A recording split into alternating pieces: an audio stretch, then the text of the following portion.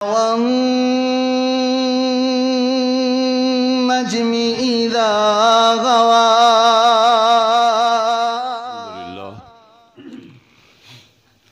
والصلاة والسلام على سيد الأنبياء والصلاة والسلام على سيد الأنبياء. اللهم صل على محمد وعلى آل محمد كما تحب وترضى. أما بعد، اتبعوا ما أنزل إليكم من ربكم ولا تتبعوا من دونه أولياء.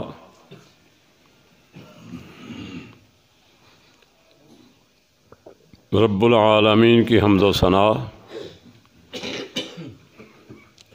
اور رحمت للعالمین صلی اللہ علیہ وآلہ وسلم کی ذات اقدس پہ درود و سلام کے بعد اس وقت میں نے آپ کے سامنے قرآن پاک کی ایک آیت کا ایک حصہ تلاوت کیا ہے۔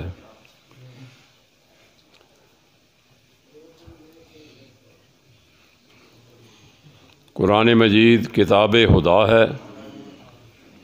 کتاب انقلاب ہے، اور اس کتاب کو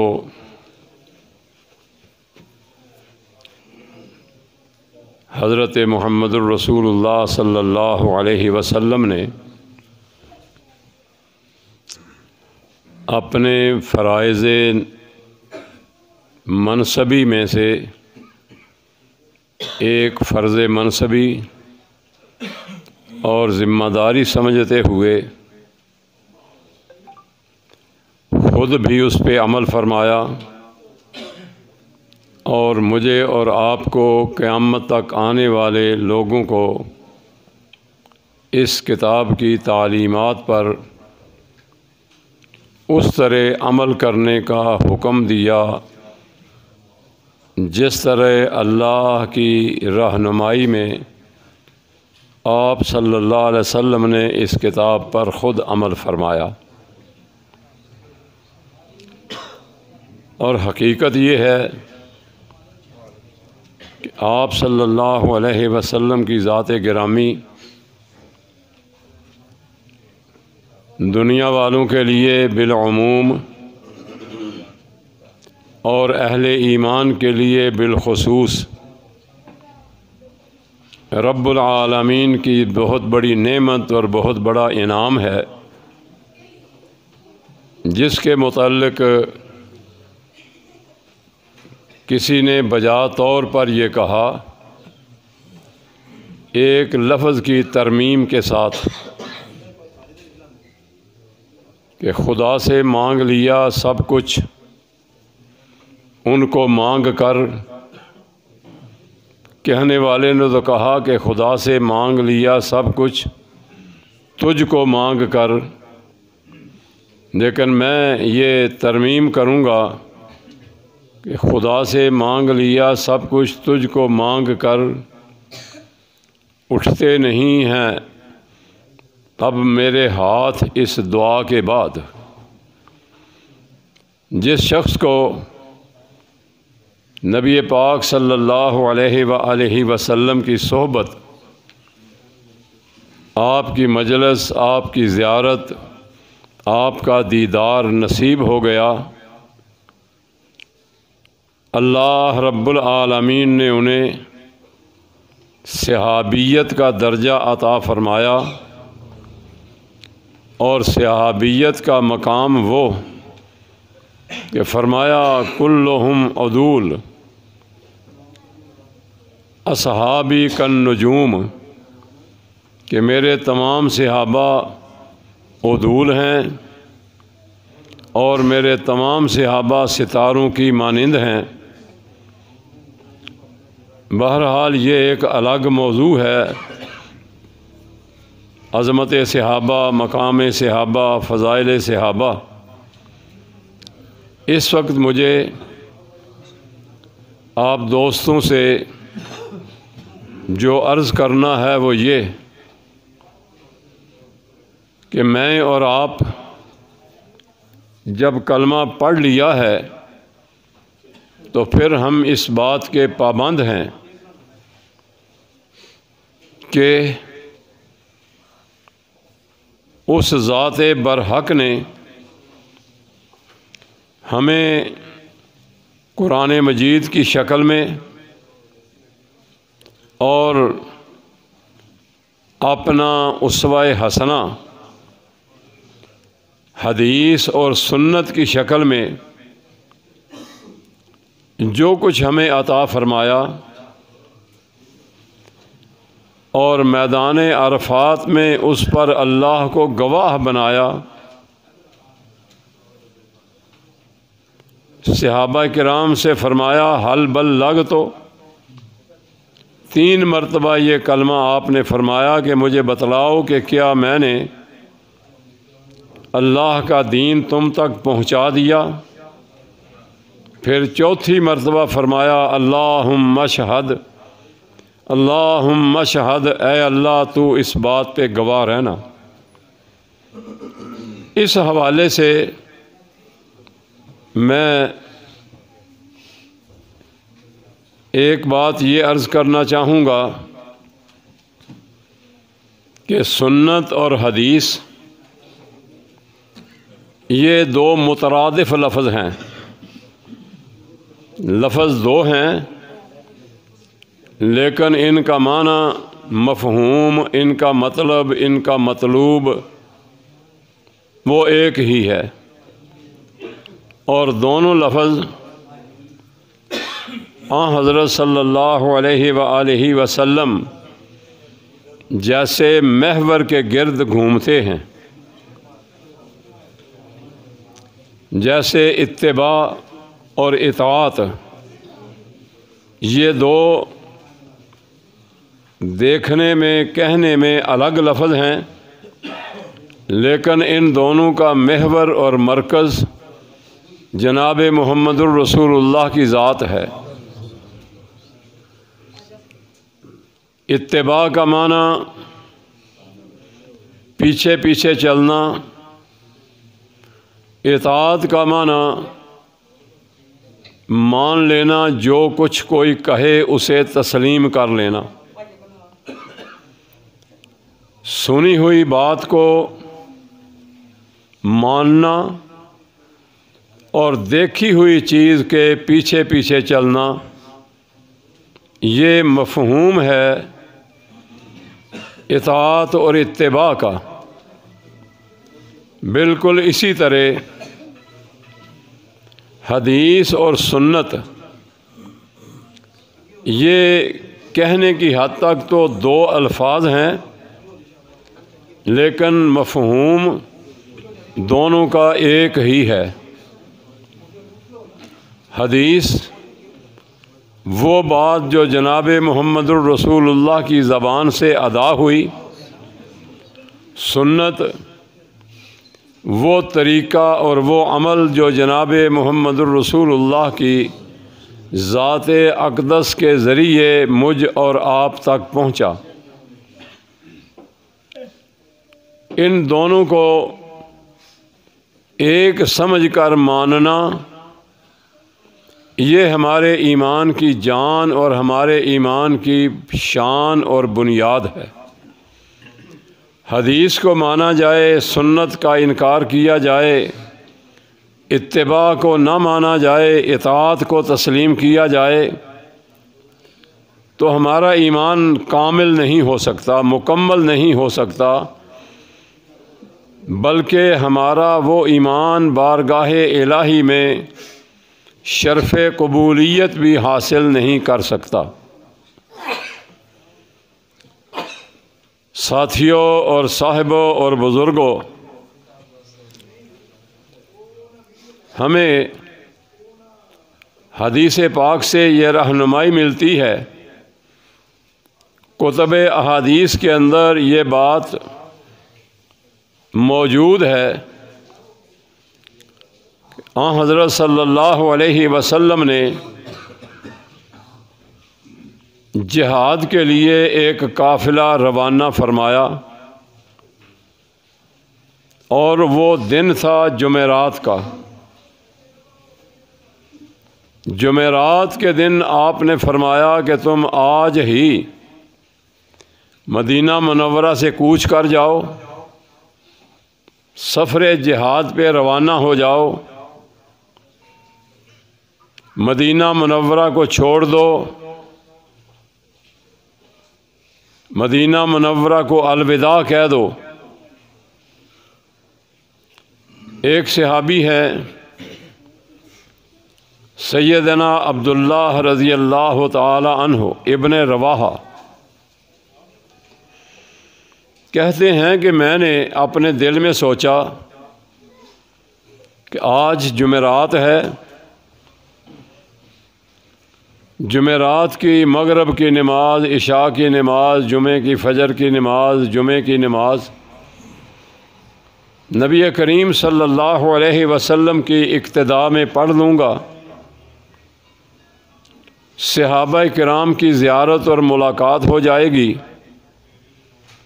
حضرت صلی اللہ علیہ وآلہ وسلم کے چہرہ انور کی کم از کم 5-4 نمازوں میں تو زیارت کا موقع نصیب ہو جائے گا۔ اب اندازہ فرمائیے کہ نیت کتنی اچھی ہے کہ مسجد نبوی میں نماز پڑھوں گا، صحابہ سے ملاقات کروں گا، آپ صلی اللہ علیہ وسلم کی زیارت کروں گا، اور آپ کی اقتداء میں اور آپ کی امامت میں یہ نمازیں ادا کروں گا۔ بڑی اچھی نیت اور بڑا اچھا ارادہ۔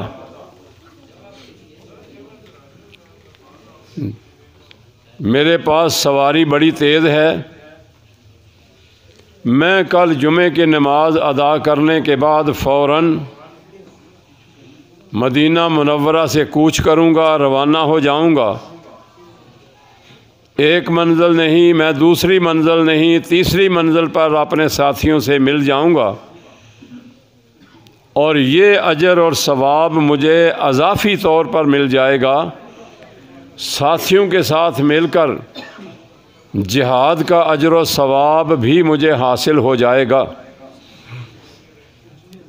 کتنی اچھی نیت اور کتنی پاکیزہ ارادہ۔ نبی کریم صلی اللہ علیہ وسلم نے دیکھا کہ عبداللہ ابن رواحہ رضی اللہ عنہ نماز جمعہ کے موقع پر مسجد نبوی میں آپ علیہ السلام کے سامنے تشریف فرما۔ آپ نے ان سے پوچھا، عبداللہ تو ابھی تک یہیں ٹھہرا ہوا ہے، ابھی تک مدینے ہی میں ہے، جبکہ میں نے تو حکم دیا تھا کہ شام سے پہلے پہلے، جمعرات کی مغرب سے پہلے پہلے مدینہ کو چھوڑ دینا، تو ابھی یہیں بیٹھا ہے۔ جناب عبداللہ رضی اللہ عنہ نے اپنی جو نیت اور ارادہ تھا نا، وہ عرض کیا، بیان کیا۔ آپ صلی اللہ علیہ وسلم نے جواب میں کیا فرمایا؟ یہ میرے اور آپ کے لیے لمحہ فکریہ بھی ہے، اس میں میرے اور آپ کے لیے دعوت فکر بھی ہے کہ آپ صلی اللہ علیہ وسلم کے فرمان کو سنیے، اور اگر ہمارے سینے کے اندر زندہ دل موجود ہے تو اپنے دل سے فتویٰ لیجئے، کیونکہ دل کبھی غلط فتویٰ نہیں دیا کرتا۔ اپنے ضمیر کو ٹٹول کر پوچھئے کہ ہماری کیا کیفیت ہے، ہماری کیا حالت ہے۔ حضرت صلی اللہ علیہ وسلم نے فرمایا، تو اے عبداللہ مغرب، عشاء، فجر، نماز جمعہ میرے ساتھ مسجد نبوی میں جہاں ایک نماز ادا کرنے سے 1000 نماز کا ثواب اللہ کی طرف سے ملتا ہے۔ اللہ بار بار ہمیں مدینے کی زیارت کرنے کی توفیق عطا فرمائے، مکہ کی زیارت کرنے کی توفیق نصیب فرمائے، زندگیاں وہاں گزارنے کی اللہ توفیق عطا فرمائے، اور جب ہماری موت کا وقت آئے تو اللہ تعالی ہمیں مدینے میں رہ کر مرنے کی جو ہے نا سعادت نصیب فرمائے۔ نبی صلی اللہ علیہ وسلم نے فرمایا کہ تجھے یہ نمازیں باجماعت مسجد نبوی میں حضرت محمد رسول اللہ کی اقتداء میں ادا کرنے کا اجر اور ثواب بھی مل جائے، میری اور میرے صحابہ کی زیارت کا اجر بھی مل جائے۔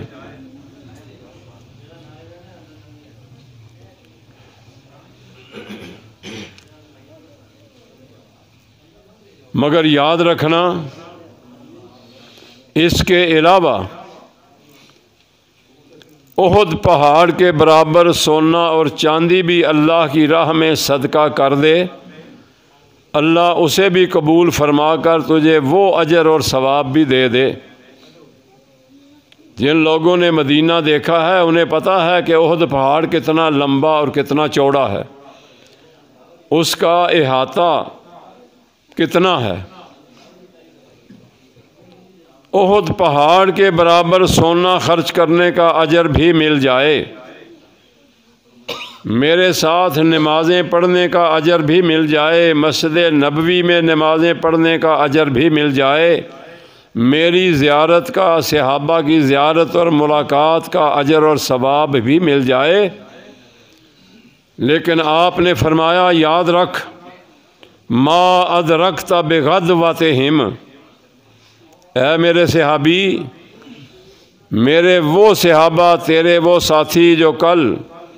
مغرب سے پہلے پہلے مدینہ منورہ کو چھوڑ چکے،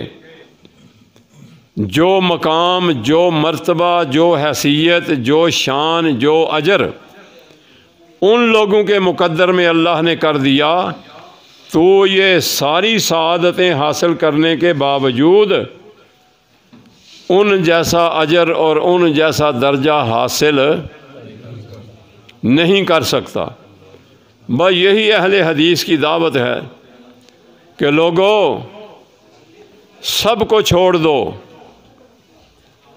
لیکن حضرت محمد الرسول اللہ کا دامن کبھی نہ چھوڑنا۔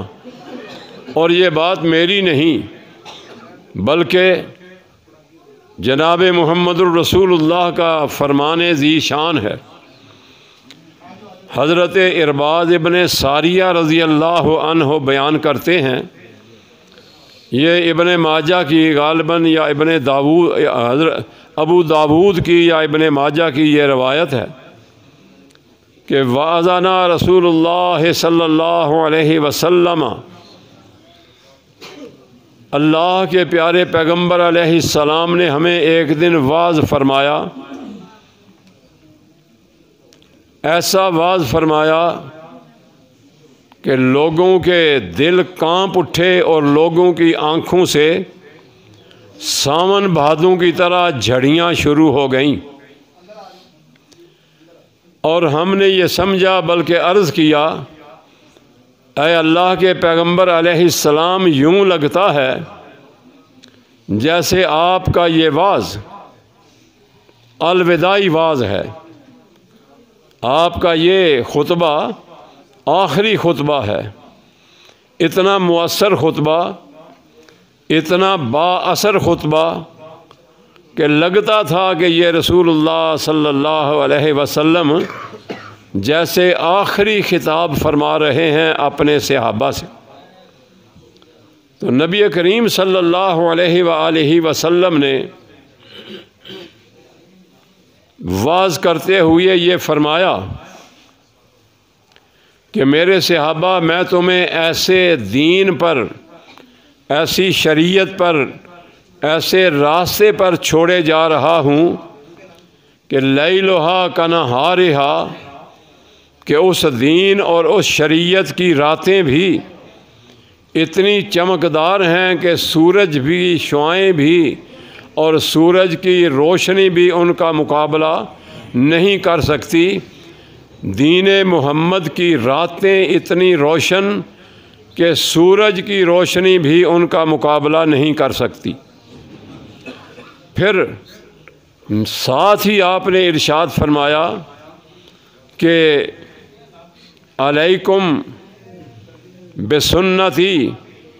و سنت الخلفاء الراشدین المہدیین، میرے صحابہ میرے بعد تم بڑا اختلاف دیکھو گے۔ من یعش من بعدی فسیری اختلافا کثیرا، میرے بعد تمہیں بڑے اختلافات دیکھنے کو ملیں گے۔ حضرت اس وقت ہمارے لیے کیا حکم ہے؟ پھر آپ نے فرمایا علیکم بسنتی و سنت الخلفاء الراشدین المہدیین، اس وقت تمہارے لیے ضروری ہوگا کہ میری سنت، میرا طریقہ اور میرا خلفاء کا طریقہ جو ہے اس کو اپنے لیے مشعل راہ بنا لینا، تم کبھی گمراہ نہیں ہوگے۔ یہ دو چیزیں جو آپ نے بیان فرمائیں، ان کے بارے میں آپ نے ساتھ ہی یہ ارشاد فرمایا عضوا علیہا بالنواجذ، اے میرے ساتھیوں، میرے صحابہ، ان دونوں چیزوں کو اپنے دانتوں سے اتنی مضبوطی سے پکڑ لو کہ تمہارے دانت ٹوٹتے ہیں تو ٹوٹ جائیں، لیکن یہ دو چیزیں تمہارے ہاتھوں سے چھوٹنے نہیں پانا چاہیے۔ اور امت محمدیہ علی صاحب الصلاۃ والسلام جب تک اللہ کی کتاب کے ساتھ ساتھ حضرت محمد الرسول اللہ کے طریقے کو، آپ کی سنت کو، آپ کی احادیث کو، آپ کی تعلیمات کو اور آپ کے صحابہ خلفائے راشدین کے طریقے کو اپنے لیے انہوں نے مشعل راہ سمجھا، آسمان کی بلندیوں تک وہ پہنچ گئے۔ قلیل ہونے کے باوجود اللہ تعالیٰ نے انہیں دنیا کے اندر عروج، فتح، کامیابی اور کامرانی نصیب فرمائی، اور دنیا کے ایک بہت بڑے حصے پر، دنیا کے بہت بڑے علاقے پر چند ہی سالوں کے اندر اندر اللہ رب العالمین نے ان خلفاء کی اور ان صحابہ کی حکومت کا ڈنکا بجا دیا۔ میرے اور آپ کے لیے بھی میرے بھائیوں یہی چیز رہنما کی حیثیت رکھتی ہے، میرے اور آپ کے لیے مشعل راہ کی حیثیت رکھتی ہے۔ اور جب ہم اپنے تمام کے تمام اختلافات حل کرنے کے لیے اللہ کی کتاب سے رہنمائی لیں گے، حضرت محمد الرسول اللہ کی سنت سے رہنمائی لیں گے، حضرات خلفاء کے طریقے سے رہنمائی لیں گے، تو اللہ رب العالمین کی بارگاہ میں یہ امید کی جا سکتی ہے کہ اللہ تعالی ہمیں دنیا میں بھی کامیابی عطا فرمائے گا اور آخرت کی کامیابیاں بھی ہمارے قدم چومیں گی۔ یہ دو باتیں میں آپ سے عرض کرنا چاہتا تھا، انہی کے اندر میری اور آپ کی دنیا کی کامیابی بھی ہے اور آخرت کی کامیابی بھی ہے۔ آج مسلمان دنیا میں کیوں ذلیل و خوار ہو رہے ہیں، اس حوالے سے اس بات کو سمجھنے کے لیے میں اکثر ایک مثال دیا کرتا ہوں اپنی عملی زندگی میں سے۔ بھائیوں، جو ہمارے پرانے بزرگ ہیں نا، یا پرانی مائیاں، آپ ان سے تصدیق کر سکتے ہیں کہ آج کے ماڈرن دور سے پہلے ہمارے گھروں کے اندر دیسی چکیاں ہوتی تھیں، ہاتھ سے چلائی جانے والی، پتھر کے دو ٹکڑے، ایک نیچے ایک اس کے اوپر، اور ان دونوں ٹکڑوں کے درمیان ایک لکڑی کی یا لوہے کی ایک ٹکڑا، جسے میری اپنی زبان میں کلی کہتے ہیں اور دوسری زبانوں میں عربی میں اسے قطب کہا جاتا ہے۔ وہ اوپر والا جو ہوتا ہے نا پتھر کا ٹکڑا، اوپر والا پڑ، وہ اس کلی کے اوپر گھومتا ہے۔ ہاتھ سے دستی چکی کو چلائیں تو اوپر والا پل اس کلی کے اوپر گھومتا ہے۔ وہ کلی اس چکی کا محور ہے اور مرکز ہے۔ جب ہم اوپر والے پڑ میں سے مٹھی بھر دانے اس جگہ سے ڈالتے ہیں جو اس کے لیے مقرر ہوتی ہے، تو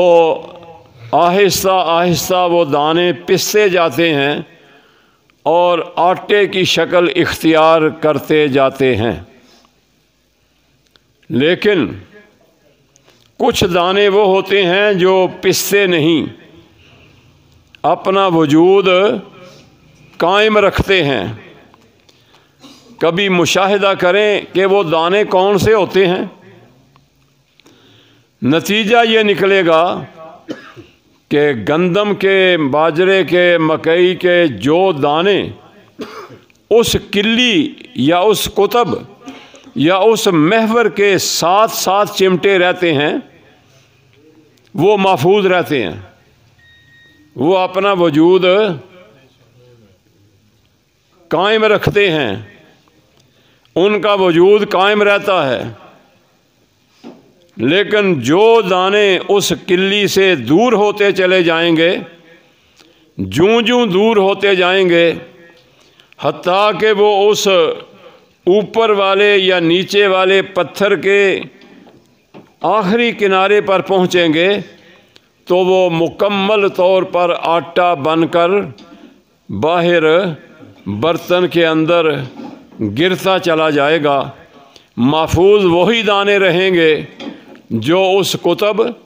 اس کلی یا اس محور کے ساتھ ساتھ چمٹے رہیں گے۔ بالکل میری اور آپ کے لیے بھی اللہ رب العالمین نے ایک محور مقرر فرمایا، مرکز مقرر فرمایا، ایک کلی میرے اور آپ کے لیے اللہ نے مقرر فرمائی۔ اور وہ کلی کیا ہے؟ اہل حدیث کے دو اصول، اطیع اللہ و اطیع الرسول، کہ اپنی زندگی کی گاڑی اس راستے پر چلاؤ جو راستہ اللہ نے قرآن کی شکل میں محمد الرسول اللہ پہ نازل فرمایا، اور محمد رسول اللہ صلی اللہ علیہ وسلم نے اپنی سنت، اپنی حدیث، اپنے اسوہ حسنہ اور اپنے عمل کے ذریعے مجھ اور آپ تک پہنچایا، اور پھر اس پہنچانے پر صحابہ کو بھی گواہ بنایا اور اللہ کو بھی گواہ بنایا، تاکہ کل قیامت کے دن میرے اور آپ کے پاس اللہ کی بارگاہ میں پیش کرنے کے لیے کوئی عذر اور کوئی بہانہ باقی نہ رہے۔ اللہ سے دعا ہے اللہ تعالی ہمیں یہ اصول سمجھنے، اپنانے اور اسی کے مطابق اپنی زندگی گزارنے کی توفیق نصیب فرمائے۔ وآخر دعوانا ان الحمد للہ رب العالمین۔ النجم إذا غوى